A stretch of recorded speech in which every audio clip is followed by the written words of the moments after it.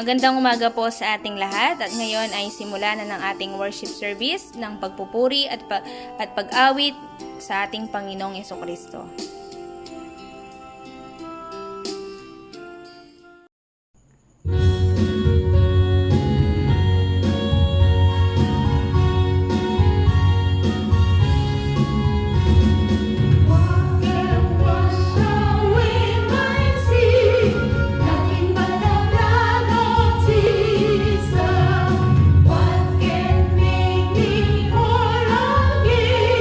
Nothing but the blood of Jesus.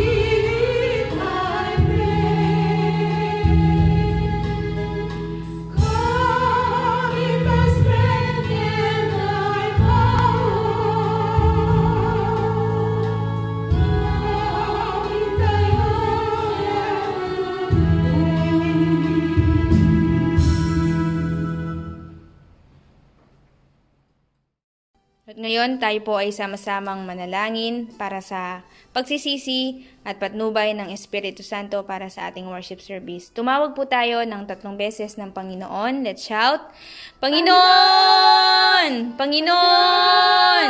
Panginoon! O Panginoon, sa oras nito, Lord God, kami po ay humingi ng kapatawaran sa aming mga kasalanan, sa mga pagkukulang namin sa iyo, Panginoon. Nawa ay linisin mo ang aming puso, ang aming isip, Panginoon, upang kami maging banal at maging karapat-dapat sa pagsamba sa umagang ito. Holy Spirit, patnubay niyo po ang bawat isa sa lahat ng aming kapatid upang kami magtagumpay anuman po ang hadlang o tukso ng dyablo na darating, kami po ay magtagumpay sa pangalan ni Jesus. Holy Spirit, bubuhos mo sa lahat ng mga kapatiran na bawat isa sa amin, O Lord. Buksan mo po ang aming spiritual tenga, ang aming spiritual na mata sa pakikinig ng salita ng Diyos, gayon din na maging matagumpay ang aming worship service, O Lord God. O maraming salamat po. Ito po ang aming dalangin sa pangalan ni Jesus. Amen. Hymnal mag-balay.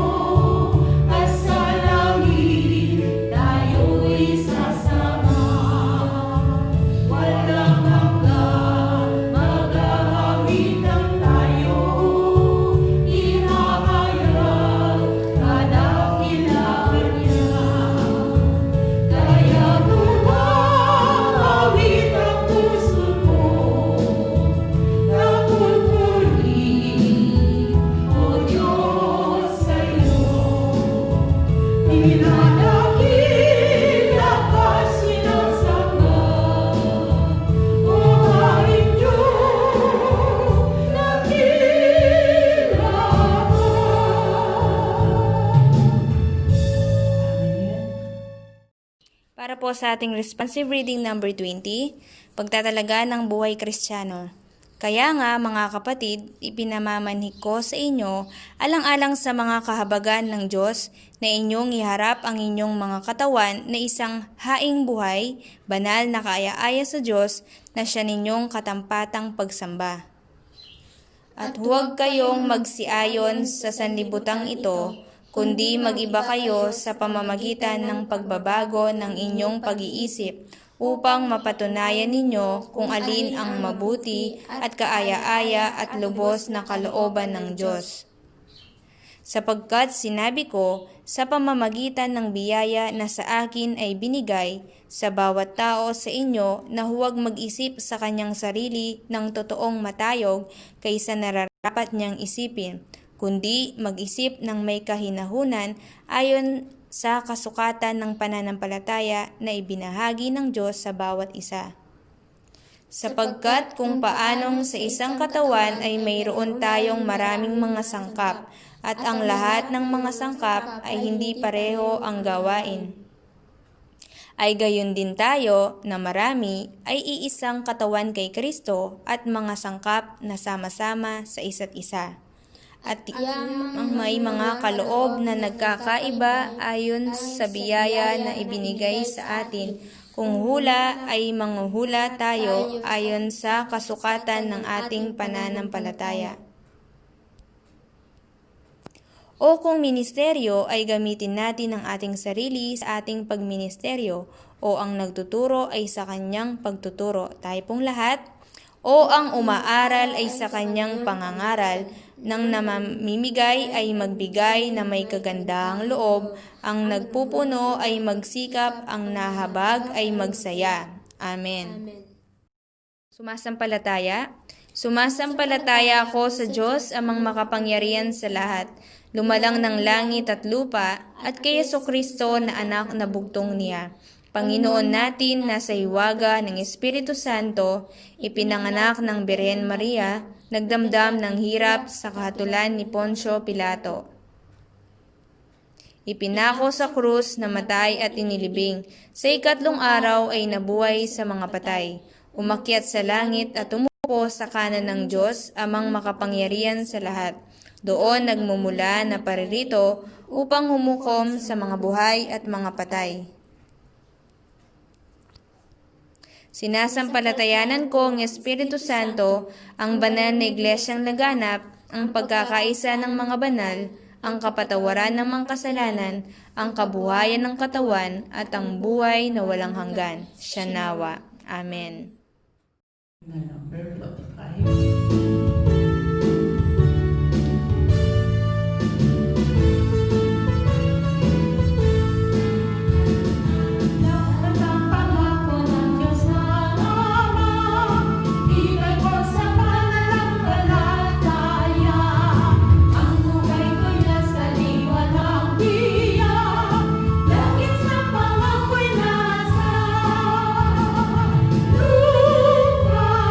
Sagana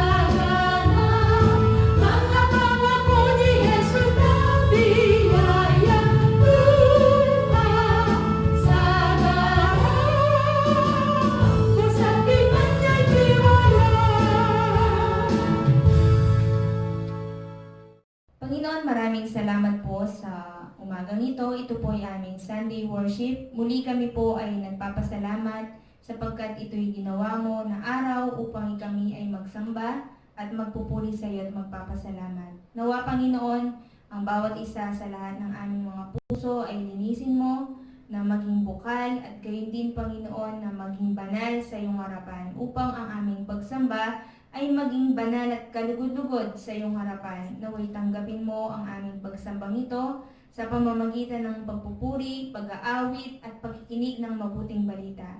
Panginoon, tulungan mo lahat ng aming mga kapatiran ngayon na nasaan man sila, sa bahay man o nasa trabaho at maging nasa church na nagkakaisa sa aming worship ngayon. Nawa, Holy Spirit, ipagkaloob mo sa bawat isa ang lahat ng ito, Panginoon, upang ang aming araw na ito, ang aming pagsambang ito, Panginoon, ay ito'y mapalad at pagpapala. Tulungan mo maging ang magbabahagi ng salita ng Diyos.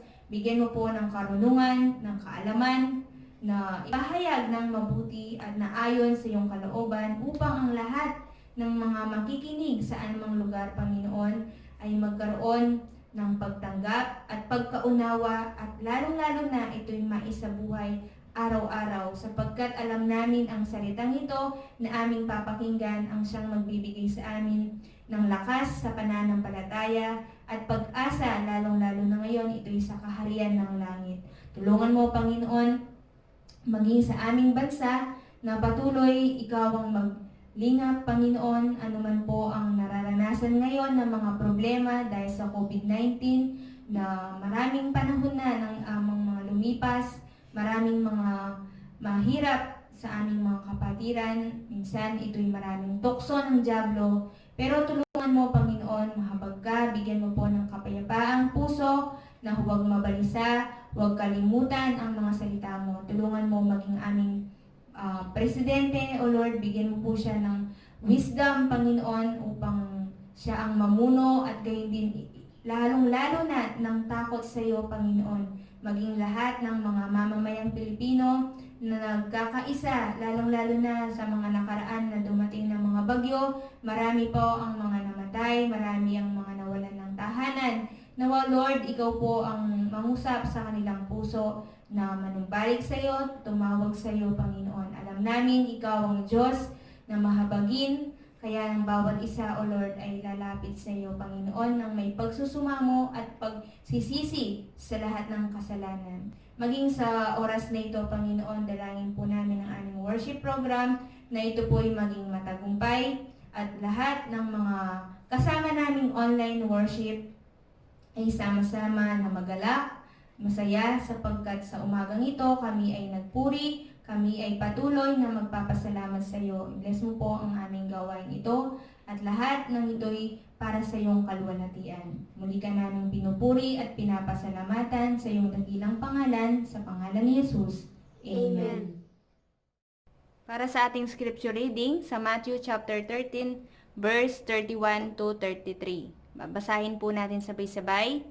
Sinaysay niya sa kanila ang ibang talinhaga na sinasabi, ang kaharian ng langit ay tulad sa isang butil ng binhi ng mustasa, na kinuha ng isang tao at tiniyasik sa kanyang bukid. 32. Na siya ngang lalong maliit sa lahat ng mga binhi, datapwat ang tumubo ay lalong malaki kaysa mga gulay, at nagiging punong kahoy. Ano pat nagsisiparoon ang mga ibon sa langit at sumisilong sa kanyang mga sanga. 33. Sinalita niya sa kanila ang ibang talinghaga, ang kaharian ng langit ay tulad sa lebadura na kinuha ng isang babae at itinago sa 3 takal na harina hanggang sa ito'y nalebaduruhang lahat. Amen. Amen. At ngayon, ang tema sa umagang ito ay ang pagpapalawak ng kaharian ng langit na ibabahagi ni Missionary Annalisa. Magandang umaga po sa atin lahat mga kapatid. Sabihin nga po natin sa ating katabi, God loves you. God loves you. God loves me. God loves me. God bless you. God bless And you. God loves me. God loves God you. is good All the time. all the time. God is good. Amen. Amen. Muli sa umagang ito ay ating topic ay tungkol sa kaharian ng langit. Ito'y sa buong buwan po ng Nobyembre. Ngayon, ito'y ang papahayag natin ay ang pagpapalawak ng kaharian ng langit. Ito'y makikita sa Matthew chapter 13, verse 31 hanggang 33. Si Jesus ay gumagamit ng mga maraming talinhaga upang ipahayag ang tungkol sa espiritual na kahulugan ng mga talinhaga. Ang Biblia ay nagsasabi ng mga talinhaga tungkol sa mga hasik at ang talinhaga ng paglaki ng binhi at ang talinhaga ng isda sa lambat. Ito yung nung Friday message. At ngayon ay papahayag ko ang isa pang talinhaga na kabilang sa binhi. Ito ay ang tungkol sa binhi ng mustasa. Ang binhi ng mustasa ay pinakamaliit at nagsisimbolo ng kaharian ng langit. Ang binhi ng mustasa ay lumaki ng tulad ng punong kahoy. Kaya pumupunta at sumisilong ang mga ibon sa mga sanga nito. Kaya ang kaharian ng langit ay pagpapalawak na katulad ng mga nakikita na mga bagay. Ito'y visible things. Nangangahulugan ito na pagpapalawak ng mga iglesia. Ito'y paglaki ng mga iglesia at upang lalong mapalawak para sa malalaking mga iglesia ay nangangahulugan na mga nakikitang iglesia. Ito yung mga visible church na mga mananampalataya. Mula dito, ang kahulugan ay kaharian ng langit na katulad ng binhi ng mustasa. Sinasabi ni Jesus sa talinhaga ng kaharian ng langit. Ngayon, ating tatalakayin yung pagpapalawak ng kaharian ng langit. Kaya tignan natin ang picture. Ito'y binhi ng mustasa. Ito'y butil, napakaliit. Ito'y magiging puno ng mustasa. Kaya number 1, ito'y pagpapalawak mula sa pinakamaliit. Ayon sa verse 31, sinaysay niya sa kanila ang ibang talinhaga na sinasabi ang kaharian ng langit ay tulad sa isang butil ng binhi ng mustasa na kinuha ng isang tao at iniyasik sa kanyang bukid. Tinuro ni Jesus na ang kaharian ng langit ay katulad ng binhi ng mustasa. Ang binhi ng mustasa ay pinakamaliit, ngunit kapag ito'y itinanim at pagtubo nito ay mas malaki kaysa alinmang halaman at nagiging punong kahoy. Ito'y lumalaki hanggang 12 na talampakan at ang mga ibon ay sumisilong sa mga sanga nito o sanga ng puno ng mustasa. Sa pamamagitan nito, ang talinhaga ng kaharian ng langit ay nangangahulugan na pagpapalawak mula maliit hanggang sa mas malaki katulad ng binhi ng mustasa ay lumalaki at lumalawak. Mayroong maliit na mga member ng iglesia, ngunit paglaon, ang iglesia ay lumalaki at lumalawak na iglesia mula sa maliit. Ito ay nangangahulugan na maraming mga mananampalataya at mga born again na mga Kristiyano. Kung kaya ang iglesia ay lumalawak at lumalaki mula maliit na komunidad hanggang sa malaking komunidad ng mga banal. Ito ang pagpapalawak ng kaharian ng langit.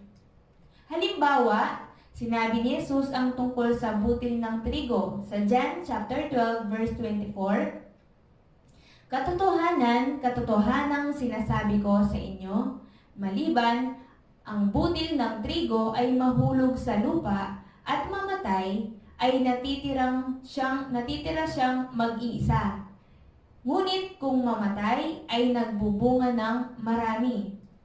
Ang trigo ay nangangahulugan na si Hesukristo. Kapag ang trigo ay nahulog sa lupa at mamatay, ay magkakaroon ng bunga. Ito'y 100 times, 60 times, at 30 times. Kaya si Jesus ay nangangahulugan na kaharian ng langit. Ito'y nag-iisang binhi, ngunit sa pamamagitan ng kanyang kamatayan sa krus, ay mayroong maraming miyembro ng kaharian ng langit. Ito ay pagpapalawak ng kaharian ng langit. Pangalawa, si Jesus na kaharian ng langit ay katulad ng binhi ng mustasa, nagmula sa maliit hanggang sa malaking pagpapalawak. Kaya siya ay nakipag-usap sa maliliit na grupo. Ito ay si Jesus. Grupo ng mga tao at parami ng parami ang mga tao na nakikinig. Nagkaroon siya ng maliit na grupo ng mga tagasunod noong una. Ang kaharian ng langit ay nagsimula sa maliit na grupo, ngunit paglaon ay naging mas malalawak na grupo ng mga tagasunod. Sila'y naging 5,000 na mga tao. Hanggang ngayon, ang kaharian ng langit na si Jesus ay lumalawak. Amen? Amen. Halimbawa, isa pa, ito'y sa pamamagitan ni Apostol Pedro ay pagpapalawak ng kaharian ng langit. Kaya ang mga lagad ay mga binhi ng mustasa. Sila yung mga binhi ng mustasa kung saan ito'y para sa kaharian ng langit. Matapos ang pag-akyat ni Jesus, ang mga lagad ay tumanggap ng kapangyarihan ng Espiritu Santo at nagsimula na magministeryo at paglaki at paglawak ng mga Hudyo at Hentil na mananampalataya. Alam natin ito sa Gawa chapter 2 verse 41. Ito'y 3,000 na mga nagpabautismo. Acts chapter 4 and 4, ito'y nadagdagan pa ng 5,000. Ito'y paglawak ng ministeryo bilang binhi ng mustasa ng kaharian ng langit. Kaya apply po natin ngayon sa unang mensahe, tayo ay maging aktibo sa paggawa at maging mga bunga bilang binhi ng mustasa para sa kaharian ng langit. Kaya, kailangan nating maunawaan ang ilang mga kahulugan ng kaharian ng langit.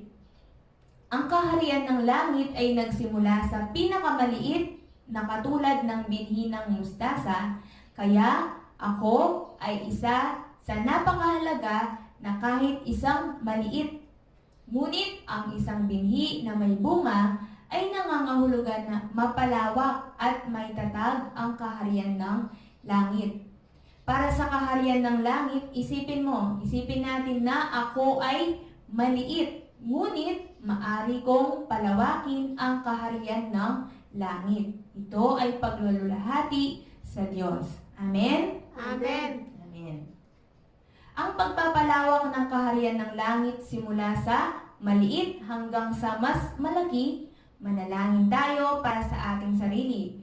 Panginoon, ako'y iisa, ngunit gamitin mo ako para sa pagpapalawak ng kaharian ng langit. Ito'y mahirap na sitwasyon dahil sa COVID-19. Amen? Amen.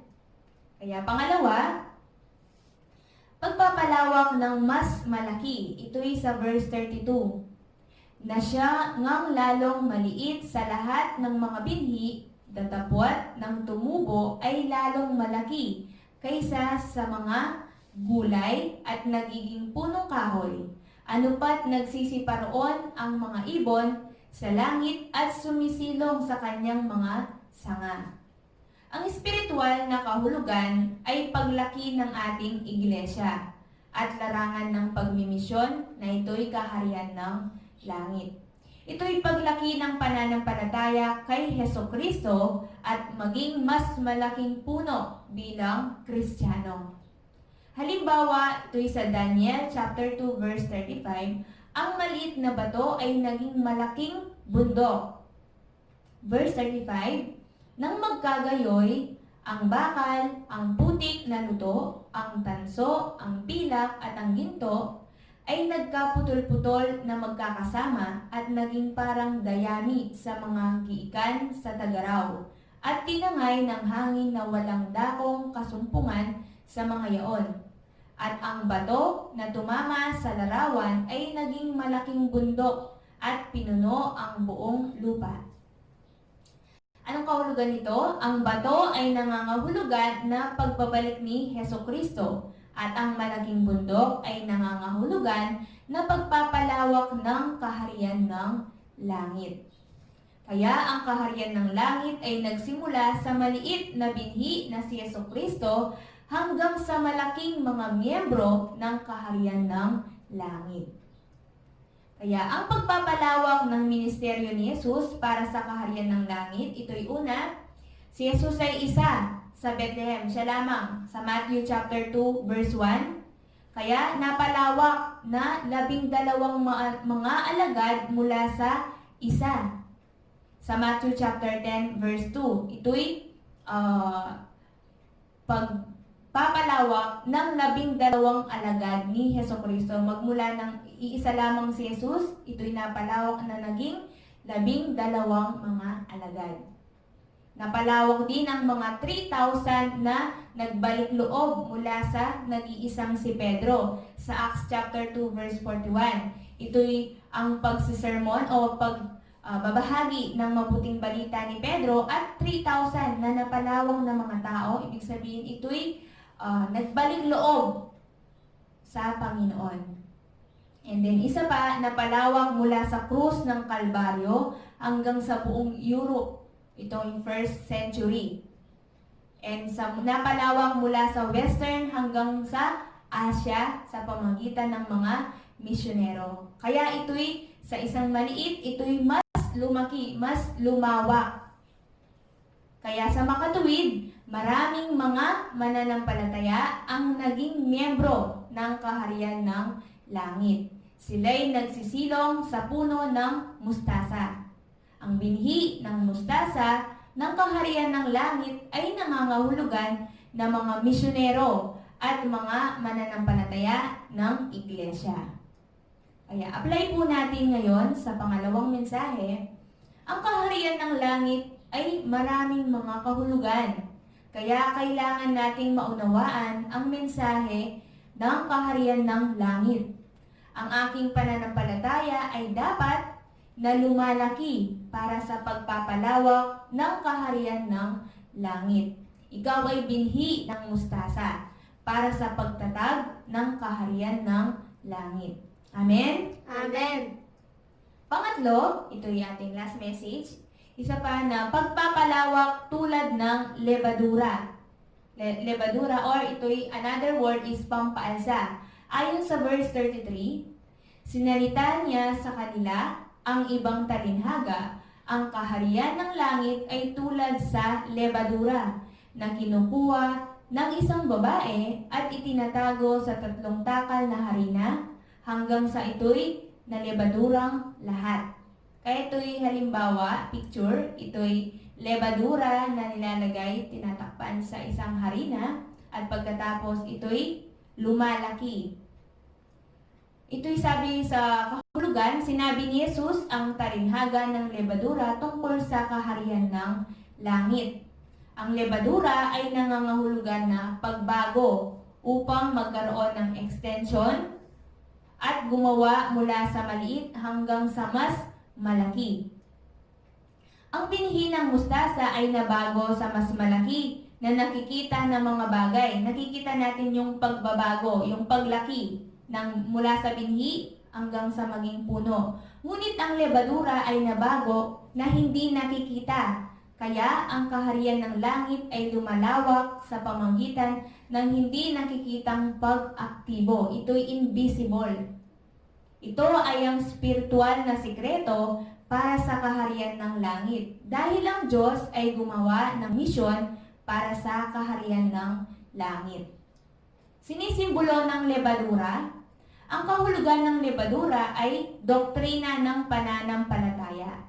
Kaya sinasabi ni Jesus na mag-ingat sa doktrina ng mga Pariseo. Kaya sa Matthew chapter 16 verse 6, basahin po natin. At sinabi sa kanila ni Jesus, kayo'y mag-iingat at magsipangilag sa lebadura ng mga Pariseo at mga Saduseo. Ang kahulugan ng lebadura ay impluensya ng mabuting balita para sa kaharian ng langit. Ito'y Matthew 13:33. Si Sinalita niya sa kanila ang ibang talinhaga, ang kaharian ng langit ay tulad sa lebadura na kinuha ng isang babae at itinago sa 3 takal na harina hanggang sa ito'y nalebadurang lahat. Kung kaya ito'y impluensya, ibig sabihin ito'y para sa pagpapalawak ng kaharian ng langit. Kahulugan ng lebadura ay sekretong aktibo. Ito'y active. Sa Matthew chapter 6 verse 3 and verse 4, sinasabi rito, datapot pagka ikaw ay naglilimos ay huwag maalam ng iyong kaliwang kamay ang ginagawa ng iyong kanang kamay, upang ang iyong paglilimos ay malihim at ang iyong ama na nakakita sa lihim ay gagantihan ka. Ang kaharian ng langit ay lumalawak sa pamamagitan ng sikretong aktibo at sa pamamagitan ng di nakikitang mga bagay. Kaya naunawaan po ba natin ano yung pagkakaiba ng lebadura? Ito'y sikretong active. Kaya hindi ito nakikita invisible things. Halimbawa, ito'y misyon ng Diyos sa Lucas chapter 2 verse 12. Nang sinugo ng Diyos ang Mesyas, hindi nalaman ng sanlibutan, halos ito'y natutulog, kaya nga silent night and holy night. Ngunit alam ng 3 pantas na ang kaharian ng langit ay dumating, kaya katulad ng gawa ng lebadura. Pangalawa, halimbawa, ito'y si Pablo ay nasa Roma. Nang si Pablo ay nasa Roma, siya ay nagministeryo tulad ng aktibo na lebadura. Si Pablo ay gumawa ng mga lagad at nagpadala ng mga sulat ng mabuting balita para sa iglesia sa Efeso, iglesia ng Filipos, at para kay Timoteo na isang pastor. Kaya apply po natin sa pangatlong mensahe. Katulad ng lebadura, ang kaharian ng langit ay lumalawak sa pamamagitan ng invisible na mabuting balita at na pakikipag-usap sa pamamagitan ng pagkilos ng katawan. Amen? Amen. Ito'y sikretong paglilingkod, pag-iebanghelyo at pagmamahal sa pamilya para sa pagpapalawak ng kaharian ng langit. Kaya maraming mga taong stress at sensitibong puso dahil mayroong COVID-19 pandemic. Ngunit bilang Kristiyano, alalahanin natin na tayo ay lebadura para sa kaharian ng langit. Kaya tayo ay aktibo na sikreto at tahimik para sa pagpapalawak ng kaharian ng langit. Amen? Amen. At ngayon, para sa ating conclusion, ang talinhaga ng binhi ng mustasa ay nangangahulugan ng kaharian ng langit. Ito'y tulad ng maliit na binhi, ngunit kapag ito'y itinanim, siya'y lalaki tulad ng punong kahoy. Na ibig sabihin, ang kaharian ng langit ay lumalawak mula sa pinakamaliit. Sa mga tuwid baga, ako ay maliit, ngunit ang kaharian ng langit ay magsisimula sa akin. Amen? Amen. Ang binhi ng mustasa ng kaharian ng langit ay lumalawak ng mas malaki. Ngayon, nakikita natin na ang kaharian ng langit ay mas maliit. Ngunit nang dumating si Jesus, ang kaharian ng langit ay naging malaking kaharian ng langit at walang hanggang kaharian. Amen. Amen. Ang kaharian ng langit ay tulad ng lebadura na walang tinig o walang aktibo, ngunit ang kaharian ng langit ay lumalawak sa pamamagitan ng binhi ng mustasa at ng lebadura ng mga Kristiyano. Amen. Amen. Ngayon ay generation ng COVID-19 pandemic, kaya ito'y mahirap na sitwasyon para sa ministeryo ng iglesia at sa pisikal. Ngunit bilang totoong Kristiyano, ang ating pag-asa ay kaharian ng langit. Ang ating pananampalataya ay kaharian ng Diyos. Amen. Amen. Mga kapatid, ating pagtagumpayan ang Corona-19 at tukso ni Satanas, sapagkat kailangan nating maging kumpleto ng kaligtasan para sa kaharian ng langit. Amen. Amen. Ngayon tayo po ay manalangin. Panginoong Yesus, maraming salamat po sa umagang ito. Muli kami po ay nagkatipon at nakarinig ng mabuting balita tungkol sa pagpapalawak ng kaharian ng langit. Kaya sa umagang ito, lahat ng mga nakinig, ng mga kapatid namin, gamitin mo, Panginoon, na instrumento, kami maging katulad ng binhi ng mustasa, ng lebadura, ng mga mananampalataya, na kami ay gamitin mo upang magtatag para sa kaharian ng langit. Ito yung aming mga kapatiran, ang aming mga miyembro sa simbahan at lahat sa aming pamilya, na ito'y maging mas mapalawak at maging matatag sa pananampalataya. Tulungan mo araw-araw, bagaman mahirap na sitwasyon dahil sa COVID-19, ngunit hindi po kami mababalisa, hindi po kami mag-aalala sapagkat meron po kaming pag-asa, ito'y kaharian ng langit. Kaya muli, nagpapasalamat po kami sa iyong mga salita na muling nagbigay sa amin ng kalakasan at ito'y aming isa puso at isa buhay araw-araw. Maraming salamat po. Ito po ang aming dalangin sa pangalan ni Jesus. Amen. Hymnal number 11.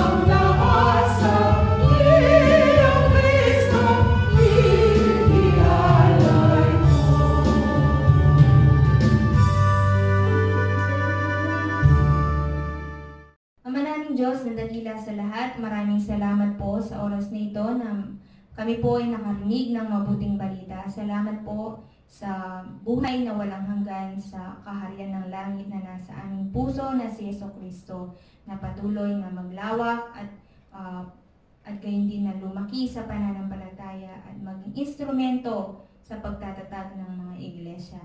Nawa Panginoon, i-bless mo ang aming ika po ang aming mga pasasalamat, thanksgiving offering at gayon din mga special offering. Nawa Panginoon, ito yung tanggapin sapagkat ito'y aming puso at aming pananampalataya. Kaya naman, O Lord, ibalik mo ng liglig at umaapaw na pagpapala sa lahat ng aming mga kapatid, especially kung may mahina at may sakit, pisikal, spiritual. Bigyan mo po, Panginoon, ng kagalingan sa pangalan ni Jesus. Maraming salamat po. Ito po ang aming dalangin sa pangalan ni Jesus. Amen. At ngayon po para sa ating announcement, let us continue to join live worship, Children's Sunday School, and prayer meeting. Pray for church ministry, BMPC, and ating mga missionary.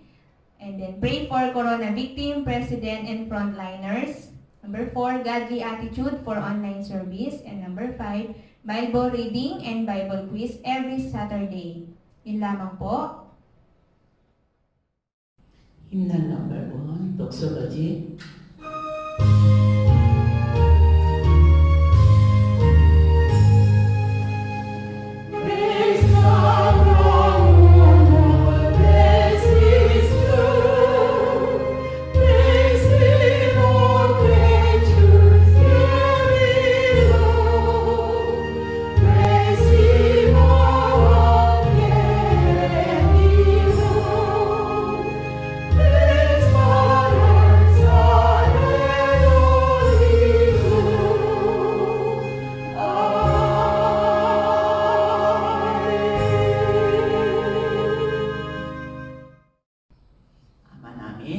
Ama namin na nasa langit ka, sambahin nawa ang pangalan mo. Dumating nawa ang kaharian mo. Gawin nawa ang inyong kalooban. Kung paano sa langit, gayon din naman sa lupa.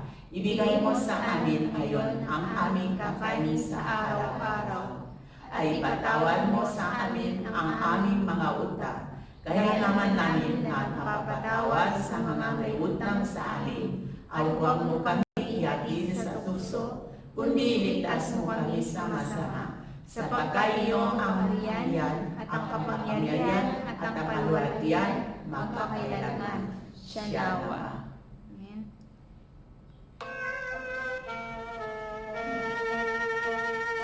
Amen, amen, hallelujah. Amen, amen, hallelujah. Amen, amen, hallelujah. Our God is mighty. Glory, glory, hallelujah. Glory, glory, hallelujah. Glory, glory, hallelujah. Our God is mighty God. Hallelujah, hallelujah. Hallelujah, hallelujah. Hallelujah, hallelujah. Our God is mighty God.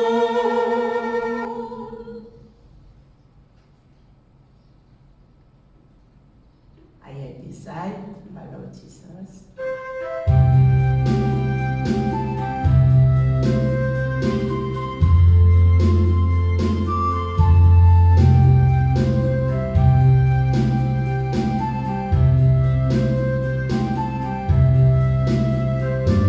I have decided to follow Jesus. I have decided to follow Jesus. I have decided to follow Jesus. No turning back, no turning back. Ako ay susunod kay Jesu Kristo. Ako ay susunod kay Jesu Kristo. Ako ay susunod kay Jesu Kristo. Ihurong, ihurong. Kahit mahirap ang aking buhay, kahit mahirap ang aking buhay, kahit mahirap ang aking buhay, ihurong, ihurong, ihurong, ihurong. Amen. And to God be the glory. Thank you, this worship service. See you next Friday prayer meeting.